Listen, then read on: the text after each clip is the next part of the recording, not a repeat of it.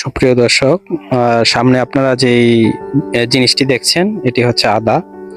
তো আদা মানবদেহে যেরকম উপকারী কিংবা দরকারি, প্রাণী স্বাস্থ্য কিন্তু নানাবিধ সমস্যায় কিংবা অনেক কিছুতে উপশম হিসাবে কাজ করে।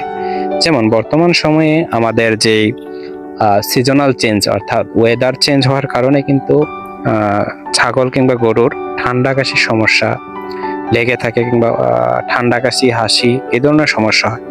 তো এইগুলোতে কিন্তু আদা যদি প্রাইমারি লেভেল অর্থাৎ প্রথম অবস্থায় আপনারা থেতো করে কিংবা পিষে খাওয়াতে পারেন, পানির সাথে দিয়ে খাওয়াতে পারেন কিংবা কলা পাতা বা অন্য কিছু দিয়ে খাওয়ান, তাহলে আস্তে আস্তে কয়েকদিন পরিমাণ মতো দিলে আপনাদের ঠান্ডা কাশি কিংবা হাঁচি ইনশাল্লাহ সেরে যাবে।